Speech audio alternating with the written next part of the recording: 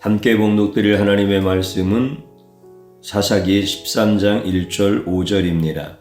이스라엘 자손이 다시 여호와의 목전에 악을 행하였으므로 여호와께서 그들을 40년 동안 블레셋 사람의 손에 넘겨주시니라. 보라, 내가 임신하여 아들을 낳으리니 그의 머리 위에 삭도를 대지 말라. 이 아이는 태에서 나옴으로부터 하나님께 바쳐진 나실인이 됨이라. 그가 블레셋 사람의 손에서 이스라엘을 구원하기 시작하리라 하시니. 아멘. 저는 오늘 구원의 시작이라고 하는 제목의 말씀으로 함께 은혜를 받고자 합니다. 요즘 과학은 날로 발전하고 있습니다. 위급한 상황에서 요청을 해야 도와주던 시대에서 이제는 요청하지 않아도 도와주는 시대로 바뀌고 있습니다. 그 예로 날마다 진보하는 자동차의 발전에서 그러한 모습을 찾을 수 있습니다. 차량 안에 사람이 위급한 상황에 처할 경우 차량이 스스로 응급 모드로 작동합니다.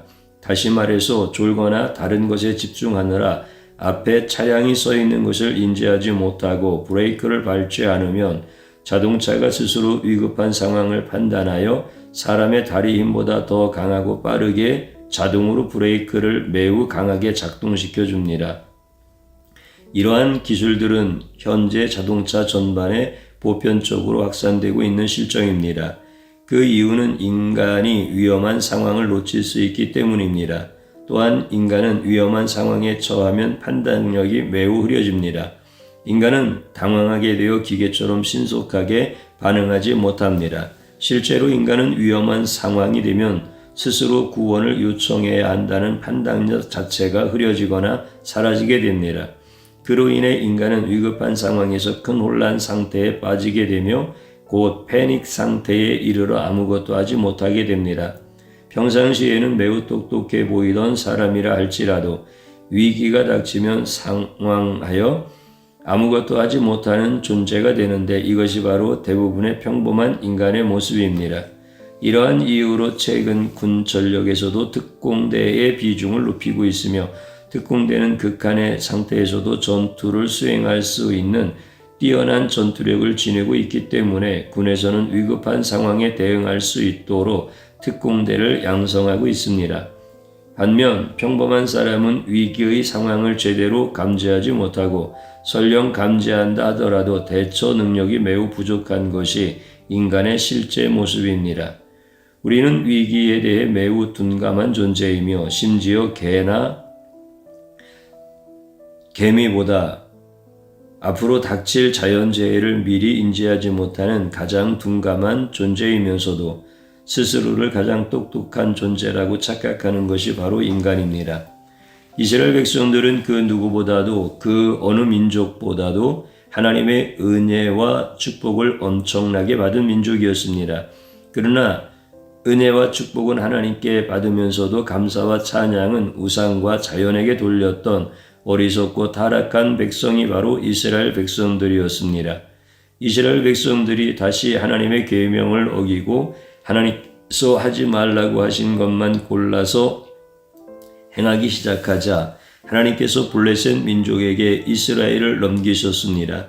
그 결과 이스라엘 민족은 무려 40년 동안 블레셋 민족의 종이 되어 섬기게 되었습니다. 40년이라는 세월은 당시 기준으로 한 세대의 절반이 넘는 긴 시간이었습니다. 하나님께서는 각 세대의 신앙에 따라 축복도 주시지만 벌도 내리시는 분입니다. 이스라엘 백성들은 40년 동안 하나님을 떠나고 하나님을 버리고 하나님을 외면한 죄에 대한 벌을 받았습니다. 그들은 하나님의 계명을 떠나 약자를 괴롭히고 짓밟으며 이웃에게 거짓 증거를 하고 괴롭히고 이웃을 함부로 폄하하고 비난하며 하나님께 예배드리는 일을 지루해하는 큰 죄를 저질렀습니다. 하나님께서 주신 복을 풍성히 누리면서도 하나님께서 하지 말라고 하신 일들만 골라서 악행을 저질렀던 민족이 바로 절망적인 이스라엘 민족이었습니다. 하나님께서는 오래 참고 또 참으셨지만 이스라엘은 계속해서 타락해 갔습니다. 결국 하나님께서는 이스라엘 민족의 죄악대로 40년 동안 블레셋 민족에게 종노릇하며 비참하게 살도록 하시고 더 이상 그들을 보호하지 않으신 채 내버려 두셨습니다. 하나님께서 지켜주시지 않으면 이스라엘은 블레셋 민족에게 당할 수밖에 없었습니다. 한 나라는 군대가 지켜주는 것이 아니라 하나님께서 지켜주셔야 그 나라가 유지됩니다. 그러나 이스라엘 민족의 죄악은 날로 커져갔고 하나님의 얼굴에 침을 뱉는 것과 같은 죄악들이 계속 쌓여갔습니다. 하나님께서는 이스라엘의 죄악이 가득 차 더 이상 그들을 지켜주시고 보호하실 수 없는 지경에 이르렀습니다. 만일 조폭처럼 변해가는 이스라엘 민족을 계속 지켜주신다면 하나님께서 조폭의 두목이 되는 상황에까지 이르게 되기 때문이었습니다. 마침내 하나님께서 이스라엘 민족이 40년 동안 블레셋에게 고통과 압제를 당하도록 하시며 그들을 지켜주지 않으시고 그대로 두셨습니다. 그런데 이상한 점은 이스라엘 백성들이 그러한 압제를 당하고 있을 때에 하나님께서 이스라엘 백성들을 위하여 구원자로 삼손을 이스라엘 땅에 태어나게 하셨다는 사실입니다. 이스라엘 백성들이 정신을 차리고 회개한 것도 아니었고 눈물로 하나님께 돌아온 것도 아니었음에도 불구하고 하나님께서는 개의치 않으시고 삼손이라는 구원자를 이스라엘 백성들에게 보내주셨습니다.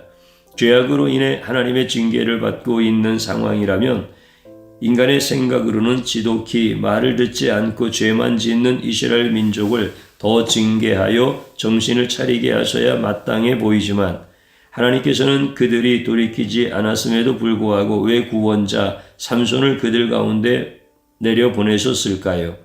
이스라엘 민족이 도와달라고 구원해달라고 부르짖지도 않았는데 하나님께서는 왜 구원자로서 삼손을 태어나게 하셨을까요? 사람의 마음 같아서는 말을 듣지 않는 자들은 더 강하게 징계해서라도 잘못된 습관을 완전히 고쳐야 할 것 같은데 하나님께서는 왜 징계를 받는 도중에 구원자로서 삼손을 예비하셨을까요? 아직 벌을 받고 있는 가운데 이스라엘 백성들의 구원의 요청조차 없었음에도 불구하고 하나님께서는 왜 이스라엘의 사사 곧 구원자를 미리 준비하셨던 것일까요? 하나님께서 에덴 동산에 인간을 창조하실 때에는 인간이 겪게 될 모든 어려운 형편을 미리 아시고 그때그때 하나님께서 친히 도와주시며 해결해 주셨습니다. 어려운 상황이 닥치면 하나님께서 자동적으로 인간을 어려움과 위험으로부터 지켜주시고 구원해 주셨습니다. 에덴 동산에서 인간은 죽지 않고 영생하도록 창조되었기 때문에 아담이 상처를 입더라도 지금과는 비교할 수 없을 만큼 빠르게 치료되고 회복되도록 하나님께서 역사해 주셨습니다. 아담이 넓은 평지를 달리다가 높은 낭떠러지 가까이 다가가면 하나님께서는 역풍을 불게 하셔서 위험을 알려주시고 예리한 통찰력과 지혜를 미리 주셔서 위험을 깨닫게 하심을 보여주셨습니다. 하나님께서는 에덴 동산에서 인간에게 닥칠 모든 위험을 완전히 제거하시고 항상 지켜주시며 미리미리 구원해 주셨습니다. 그러나 인간은 하나님에 의한 구원이 아니라 자기 자신이 스스로 자신을 지키고자 하는 타락의 욕망을 더 원하게 되었습니다. 하나님의 구원이 아닌 자신의 능력과 지혜로 스스로를 구원하는 자가 되고 싶어 했으며 자신이 스스로 지키는 자가 되기를 원했습니다. 이처럼 인간은 타락하기 시작하였고 그 결과 하나님께서는 더 이상 인간을 모든 위험으로부터 구원해 주시는 자리에서 밀려나게 되었습니다. 인간은 자신의 능력으로 자신을 구원하고자 하여 하나님을 밀어냈지만 타락한 이후에는 정작 자신을 구원할 지혜와 힘과 능력을 모두 상실하게 되었습니다. 그리하여 타락한 이후에 인간은 다가올 자연재해조차 개미나 쥐보다도 인지하지 못하는 무능력한 존재가 되었고 가장 똑똑한 피조물에서 가장 어리석은 피조물로 전락하고 말았습니다. 자신의 인생에 나타나는 아주 작은 위험조차 감지하지 못할 뿐만 아니라 그 위험을 감지하더라도 허둥지둥하다가 오히려 큰 위험을 자초하는 매우 어리석고 미련한 존재가 되었습니다. 그 결과 인간은 인생을 담대하게 살아가는 존재가 아니라 살아가는 동안 미래를 두려워하고 자연을 두려워하며 인생 자체를 두려워하는 겁쟁이가 되었고 남은 인생을 우울하고 움츠린 채 살아가게 되었습니다. 스스로 자기 자신을 구원하기는커녕 아무도 쫓아오지 않는데도 쫓기는 것처럼 움츠리며 살아가는 존재가 되었으니 이것이 바로 절망적인 인간의 모습입니다. 이스라엘 백성들이 하나님을 외면하고 하나님을 무시하며 하나님의 계명을 가볍게 여겼기 때문에 블레셋이라는 민족에게 종노릇을 하게 되었지만 하나님께서는 진노를 끝까지 이어가시는 분이 아니었습니다. 하나님께서는 징벌 자체를 즐거워하시는 분이 아닙니다. 여기서 잠시 시간을 계산해 보면 이스라엘 민족이 40년 동안 블레셋에게 종노릇을 하며 절망 가운데 있을 때 하나님께서는 그 40년이 모두 지난 후에야 구원자 삼손을 준비하신 것이 아니라 이스라엘이 징벌받고 있는 절망 중간 지점에도 이르지 않았을 때 이미 삼손을 미리 준비하고 계셨습니다. 곧 소망의 상징인 삼손을 미리 예비하고 계셨던 것입니다. 만일 하나님께서 삼손이 20살이 넘어 결혼할 수 있는 시기에 이스라엘을 구원하게 하셨다면 삼손을 준비하신 시점은 하나님의 징벌로 고통이 시작된 지 10년도 채 지나지 않은 시기부터 차근차근 구원자를 예비하신 셈이 됩니다. 이처럼 하나님께서 징벌과 동시에 구원을 마련하시는 소망이 하나님이시며 인간이 가장 더럽고 추악할 때에도 인간을 위하여 구원자를 예비하시는 분이십니다. 인간이 깨끗해졌기 때문에 인간이 돌이켜 회개했기 때문에 그때서야 구원자를 준비하시는 것이 아닙니다. 예수님께서도 인간이 가장 더럽고 추악하며 죄악으로 가득 찼을 때 이 땅에 내려오셨습니다. 예수님께서 이 땅에 오셨을 당시 모든 인간이 회개하며 애통해하며 자신의 죄를 뉘우치고 있었던 것이 아니라 오히려 예수님께서 메시아임을 알았던 헤롯 왕은 자신의 왕권이 위협받을까 두려워 베들레헴의 어린 아이들을 모조리 죽였습니다. 이것이 바로 인간의 본성이며 이는 헤롯 한 사람의 죄악이 아니라 인간의 실존 자체가 예수님을 받아들이기보다 오히려 배척하고 죽이려 하는 모습과 같다는 사실을 보여줍니다. 인간이 가장 더럽고 죄악이 극에 달했을 때 예수님께서는 구원자로 이 땅에 오셨으며 인간이 구원받을 만해서 혹은 구원받을 자격이 있어서 내려온 것이 아닙니다. 인간의 더러움이 가장 충만할 때 예수님께서는 구원자로 예비되셨고 인간을 구원하기 위하여 오신 것입니다. 모든 인간이 다 더러운 죄인일 때 예수님께서는 이 땅에 구원자로 오셨습니다. 민족의 위기에 구원자가 나타난다고 말하며 위기가 인물을 만든다는 말이 떠돌지만 위기가 온다고 해서 모두가 위인이 되는 것은 아닙니다. 위기가 와도 구원자는 나타나지 않을 수 있습니다. 구원자라는 자격은 인간 스스로에게서 나오는 것이 아니라 하나님께서 정하시는 것입니다. 삼손이 사사로서 구원자로 태어난 것은 하나님께서 삼손을 구원자로 정하셨기 때문이며 예수님께서 구원자가 되시는 이유는 구원자의 자질과 능력을 온전히 갖추시기 때문입니다. 예수님께서 모든 인류의 죄악으로부터 모두를 구원하실 수 있는 유일한 구원자이시며 인간을 더러운 죄악에서 건져 영원한 천국으로 인도하실 구원자는 오직 예수님 한 분뿐입니다. 예수님께서는 인간이 가장 더럽고 추악할 때 인간을 구원하시기 위하여 내려오셨으며 인류의 구원자가 되기 위해서는 반드시 삼손과 같이 하나님께서 정하신 자라야 합니다.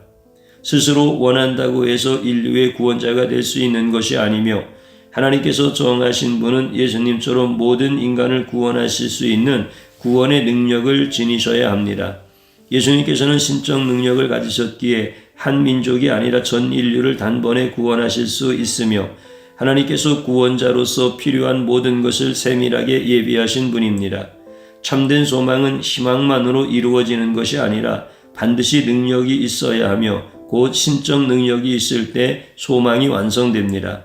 예수님께서는 인간의 죄를 완전히 용서하실 수 있는 신적 능력을 지니신 유일한 구원자이시며 예수님께서 말씀하시면 어떤 죄악도 그 자리에서 사라지고 형벌도 대가도 추가적인 행동도 요구되지 않습니다. 이는 예수님께서 완전하신 구원자이시며 신적 능력으로 구원을 이루시는 분이기 때문입니다. 삼손을 비롯하여 그 어떤 인간도 예수님처럼 죄를 용서하여 죄로부터 구원할 수 있는 존재는 없으며 이러한 신적 능력은 하나님께서 예비하신 분에게만 주어집니다. 예수님께서는 모든 구원의 시작이 되시는 분이시며 예수님만이 구원의 알파와 오메가가 되십니다. 예수님께서는 인류를 구원하시기 위하여 이 땅에 내려오신 분이시며 삼손처럼 하나님께서 준비하신 유일한 구원자이십니다. 그러나 예수님께서 이 땅에 구원하러 내려오셨을 때 사람들에게는 그분의 외모가 문제가 되었습니다. 많은 사람들이 예수님의 외모를 보았을 때 인류의 구원자로서 풍채도 없고 근엄함도 없으며 너무나 평범하게 생긴 얼굴이라고 여겼습니다. 사람들은 흔히 귀티가 나야 한다고 생각하지만 예수님께서는 귀한 기운이 전혀 느껴지지 않는 모습으로 보이셨습니다. 마치 고생을 많이 한 사람처럼, 모진 인생을 살아온 사람처럼, 많은 풍파를 겪은 사람처럼, 심한 노동을 해온 사람처럼 예수님의 얼굴과 강체는 구원자로서 전혀 외모의 위험이 없어 보이십니다.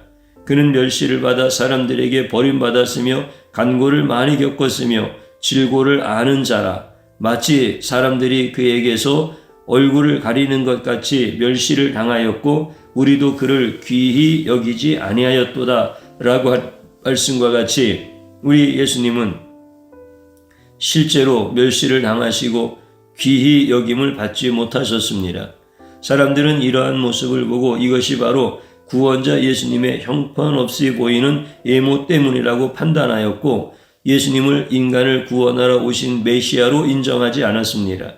그들은 예수님을 평균적인 사람에도 못 미치고 일반적인 기준에도 부족하여 따돌림을 당할 만한 존재로 여기며 구원자는커녕 자기 자신조차 제대로 돌보지 못하는 부족한 사람이라고 생각하였습니다. 그로 인해 사람들은 예수님의 외모를 비웃고 조롱하며 야유를 보냈고 메시아가 어떻게 저런 모습일 수 있느냐고 비웃으며 메시아의 외모가 왜 이렇게 볼품이 없느냐고 비아냥거렸습니다. 예수님이나 삼손이나 모두 장수의 얼굴이나 위험 있는 풍채를 지니지 않았으며 외모만 놓고 본다면 참으로 절망적으로 보였을 것입니다. 구원자로서 구원자답지 못한 그 이유만으로 비난받고 욕을 먹을 일은 아니었지만 결국 대부분의 인간은 외모를 보고 판단하며 멸시하였던 것입니다. 예수님께서 이 땅에 내려오셨을 때 구원자로서 누구를 찾아다니셨는지를 살펴보면 분명해집니다. 예수님께서는 항상 의롭게 산다고 자처하는 의인들을 찾지 않으시고 오히려 애통하며 더럽게 살아가던 절망적인 죄인들을 찾아다니시며 그들을 구원하시기 위해 애쓰셨습니다. 예수님께서는 의롭게 살려고 노력한다고 스스로 여겼던 바리새인과 율법사와 제사장들을 찾아다니지 않으시고 장녀와 세리처럼 모든 백성에게 더럽고 추악하다고 여겨지며 이 세상에서 외면당한 사람들에게 소망을 품고 찾아가셨습니다. 예수님께서는 그러한 더럽고 추악한 자들을 찾아가 그들의 죄를 깨닫게 하시기도 하고 그들의 죄를 사하여 주시기도 하고 결국 그들을 구원으로 인도해 주셨습니다. 예수님께서는 자신의 의롭다고 생각하는 자들과는 함께하지 아니하셨고 그들을 찾아다니지도 않으셨으며 오히려 스스로 의롭다고 여긴 바리새인들은 사정없이 꾸짖고 책망하셨지만 자신이 더럽고 죄인임을 고백하는 자들에게는 그 자리에서 모든 죄를 용서해 주셨습니다. 예수님께서는 의인을 찾아 구원하는 분이 아니라 죄인을 찾아 구원하시는 분이시며 가장 더럽다고 여겨지는 자들에게 먼저 찾아가시는 분이 바로 구원자 예수님의 모습입니다. 죄인의 구원을 얻기 위해 예수님을 찾아간 것이 아니라 예수님께서 구원을 주시기 위해 죄인을 찾아가 구원해 주신 것이며 이것이 바로 예수님의 역사입니다. 구원이란 인간이 소리를 지르며 애써 쟁취해야 하는 것이 아니며 인간이 스스로 준비하고 먼저 시작하는 일은 결코 아닙니다. 구원이란 인간이 가장 더럽고 추악한 상태에 있을 때 예수님께서 먼저 찾아오셔서 구원을 시작하시고 끝까지 완성으로 이끌어 주시는 것입니다.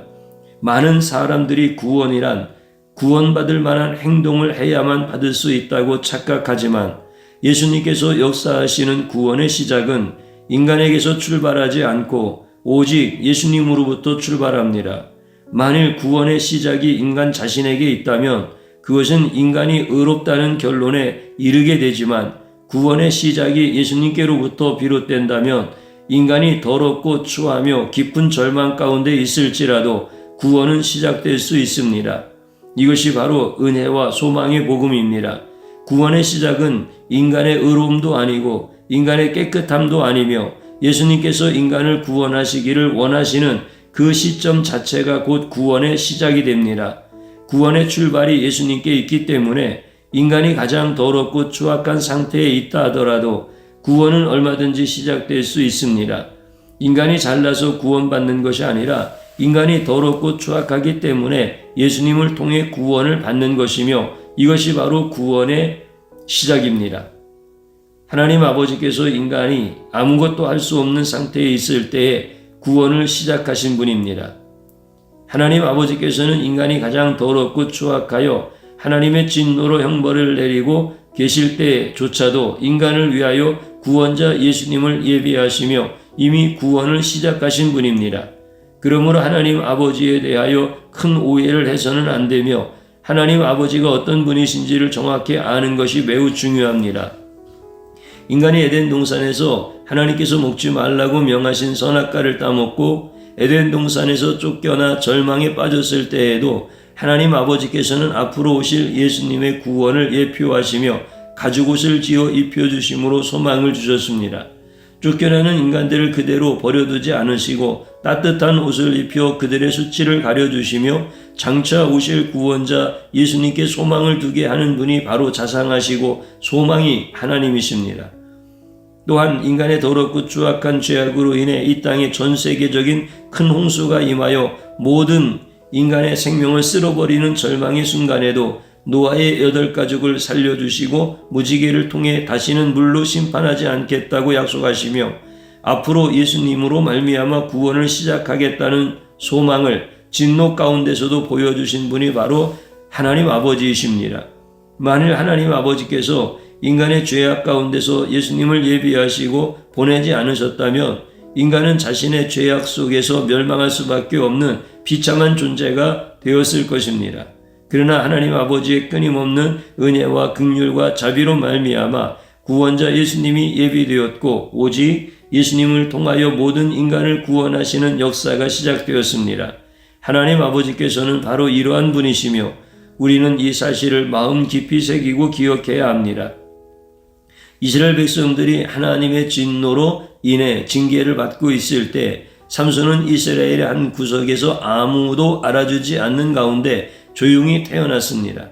당시 이스라엘 백성들은 블레셋에게 점령당하고 노예처럼 비참하게 살면서 자신들이 하나님을 버린 죄를 서서히 깨닫고 있었지만 부끄럽고 죄송하여 하나님 앞에 나갈 힘도 용서를 구할 자격도 없이 절망하고 있었습니다.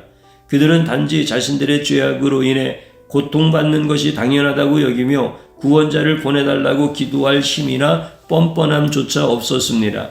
그때 하나님께서는 이스라엘의 죄악으로 고통당하는 것을 보시고 구원자 삼손을 준비하셨습니다. 하나님께서는 삼손을 통해서 이스라엘을 지키고 보호하시며 블레셋의 약탈과 포갑으로부터 구원할 수 있는 구원자로 세웠습니다. 삼손은 이스라엘이 기도해서 얻은 영웅이 아니며 이스라엘이 거룩해서 얻은 찬란한 영웅도 아니며 하나님의 모든 계명을 지킨 상급으로 얻은 위대한 영웅도 아닙니다. 비록 이스라엘이 큰 죄를 짓고 하나님의 진노 가운데 신음할 때였지만 삼손은 이스라엘을 건져내기 위해 구원자의 사명을 가지고 출현한 자입니다. 구원자 삼손에게 주어진 힘은 인간의 상상을 초월하며 어떤 강력한 민족에도 대적할 수 있는 유일무이한 용사였습니다. 비록 삼손이 홀로 출현하였지만 하나님께서는 그에게 100만 군대를 이길 수 있는 능력을 갖추도록 역사하셨습니다. 이스라엘 민족은 자신의 고통의 시기에 이런 놀라운 출현이 이루어지고 있는지조차 깨닫지 못했지만 구원의 소망은 바로 삼손으로부터 시작되었습니다. 삼손은 연약한 이스라엘을 막강한 블레셋으로부터 지키고 보호하며 구원하는 사사로의 사명을 갖게 되어졌습니다. 많은 현대인들은 위기의 순간에 자신은 민첩하게 행동하여 위기를 벗어날 수 있을 것이라고 생각하지만 실제로 위기가 닥치게 되면 허둥대기 쉽고 피한다고 했음에도 오히려 더 큰 재난 속으로 빠져드는 경우가 훨씬 더 많습니다. 인간은 자신에게 닥친 위기 속에서 스스로 탈출하지 못하고 반드시 누군가의 도움을 받아야 하는 존재이며 밖에서 누군가 도와줘야만 합니다. 물에 빠진 사람을 건질 때에도 물속으로 직접 들어가 건지는 것보다 가장 안전하고 확실한 방법은 물 밖에서 끌어올려주는 것이며 이것이 가장 안전하고 확실한 구원의 방식입니다. 물에 빠진 사람은 위급한 순간에 도움을 요청하는 큰 소리를 내지 못하는 경우가 오히려 더 많기 때문에 물 밖에서 그 상황을 주시하다가 즉시로 도와줄 수 있는 것이 가장 바람직합니다. 이와 같이 인간은 자신의 죄악으로 인해 죽어가면서도 자신이 죄악으로 죽어 지옥에 이른다는 사실조차 분명히 알지 못한 채 살아가다가 결국 지옥에 이르게 됩니다. 이러한 상황에서 지옥을 정확히 아시는 예수님께 도움을 받아 구원을 얻는 것이 가장 올바르고 바람직한 길입니다. 예수님께서는 모든 인간이 가장 더럽고 가장 추악할 때에 이미 이 땅의 구원자로 오셨으며 인간들이 도와달라고 부르짖기도 전에 이미 2000년 전에 스스로 이 땅에 오셔서 인간들을 구원으로 이끌어 주셨습니다. 누구든지 예수님의 구원의 손을 거절하지 않고 붙잡기만 하면 반드시 구원을 얻을 수 있으며 아무리 죄가 많다 할지라도 부모로서 자식을 버린 죄를 지었다 할지라도 예수님께서는 그런 죄인까지도 구원하실 수 있습니다. 심지어 죄가 너무 커서 사회적으로 영원히 격리된 사형수라 할지라도 예수님께서는 그 죄인 또한 구원하실 수 있는 분이십니다. 예수님께서는 그 누구도 죄해하지 않고 모두를 구원할 수 있는 유일한 구원자이시며 이러한 예수님의 구원을 받아들이는 자는 영원히 천국에 들어가는 은혜를 얻게 됩니다. 그러나 예수님의 구원을 외면하거나 거절하게 되면 영원히 지옥에 이르는 화를 맞이하게 됩니다.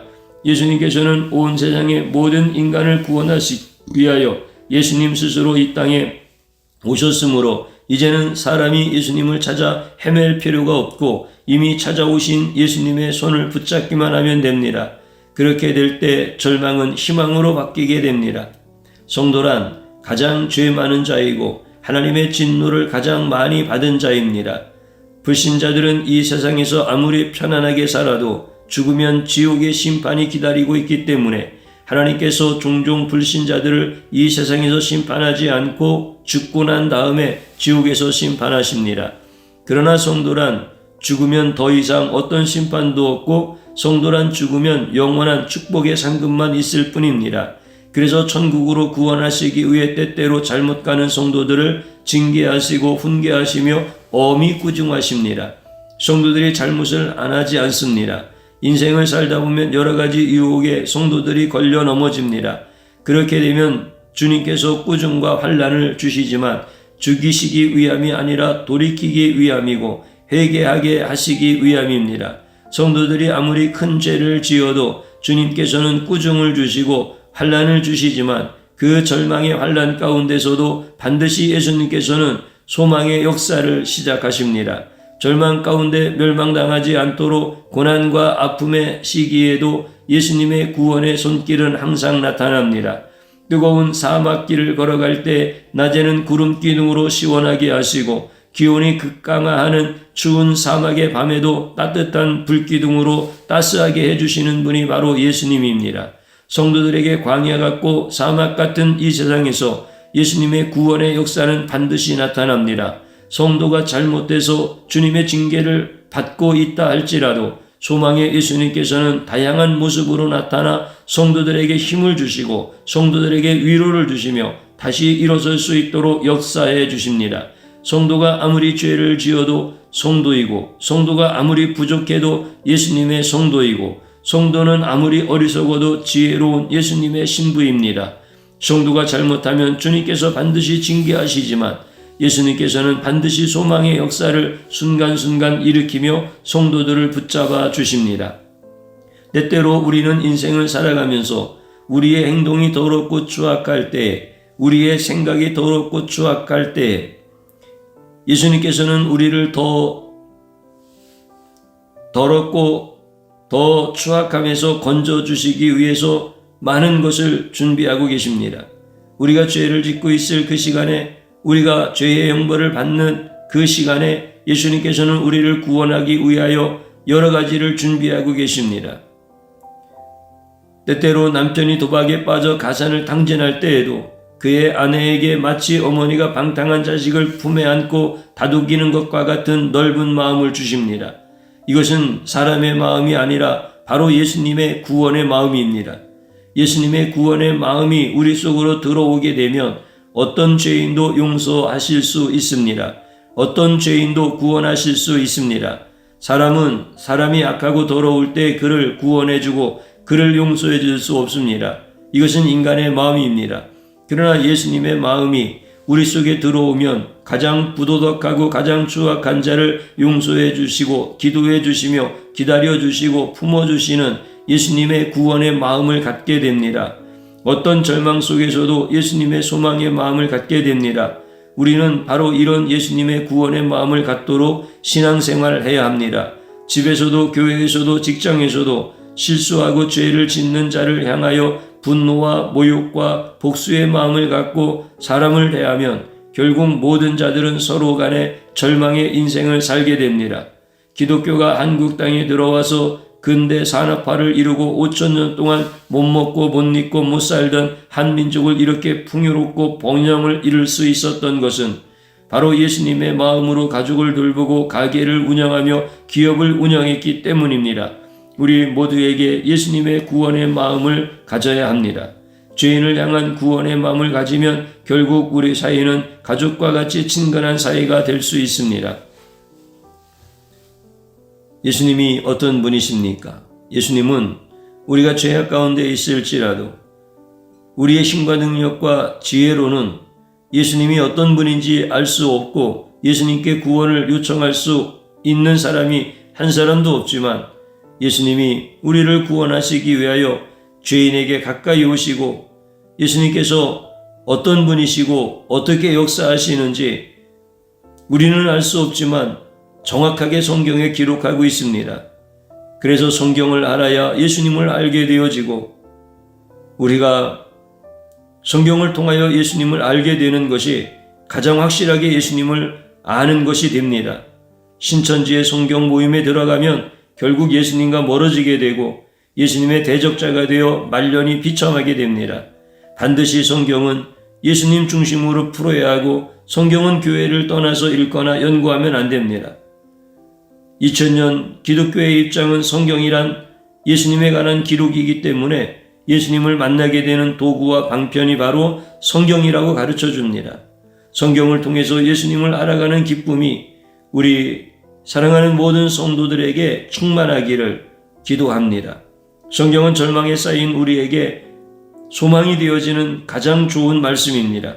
성경책을 읽으면 영혼이 살아나고 성경책을 읽으면 예수님을 만나고 성경책을 읽으면 주변의 부족한 자들에 대해서 예수님의 마음을 갖게 됩니다. 그러나 성경을 멀리하면 자기 중심으로 바뀌고 부족한 자를 미워하며 인생을 살아갈수록 미련하게 됩니다. 성경은 가까이 하면 가까이 할수록 모든 복의 근원이 됩니다. 성경은 예수님으로 가득 찬 세상에서 유일한 책입니다.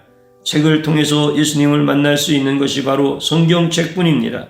성경책을 통해서 우리 교회 성도들이 모두 복을 받고 만사가 형통할 수 있는 은혜 안에 거하기를 주님의 이름으로 축복합니다. 저를 한번 따라서 해보시기 바랍니다. 가장 더럽고 추악할 때 나의 구원을 시작하신 예수님을 몰랐습니다. 미련한 나의 죄악을 용서하소서. 진심으로 함께 회개합시다. 또 한번 따라서 하십시오. 성경을 읽을 때마다 예수님을 만나게 하소서. 성경을 읽을 때마다 영혼이 살아나는 기적을 주소서. 아멘. 마지막으로 한번 따라서 하시기 바랍니다. 구원자이신 예수님을 거부하면 인생의 위험을 만날 때 허둥대다 구원을 잃어버리고 구원자이신 예수님을 영접하면 인생이 징계를 받을 때 회개하고 담대한 인생을 산다. 아멘. 주님 한번 부르고 기도합니다. 주여, 오늘 이 시간에도 예배의 자리에 서게 하시고 나는 미련하고 부족하여서 나를 사랑하시는 예수님을 모릅니다. 나를 구원하시고 징계하시고 천국에 이르기까지 나를 인도하시는 예수님을 알지 못합니다.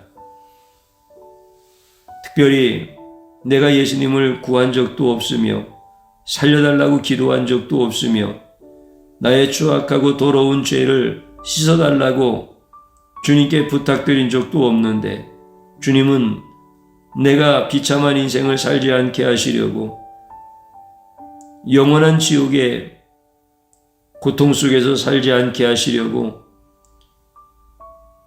나의 죄가 너무나 추악하고 더러울 때부터 나를 구원하시기로 작정을 하시고 나를 주님의 생명으로 구원해 주셨습니다. 이렇게 놀라운 은혜와 진리의 말씀을 깨닫지 못하고 미련하고 완악한 삶을 살아가는 죄악을 용서하여 주소서. 우리 예수님을 찬양하게 하시고 우리 예수님께 감사하게 하시고 우리 예수님 안에서 담대하게 하시고 예수님 안에서 승리할 수 있도록 도와주시옵소서. 나의 힘으로는 할 수 없습니다. 그러나 주님이 내 안에 들어오셔서 예수님의 마음을 주심으로 연약한 자들을 예수님과 같이 보게 하시고 이제 예수님이 구원하셨던 그 놀라운 역사들을 나의 삶 속에서도 경험되어질 수 있도록 은혜를 베풀어 주옵소서.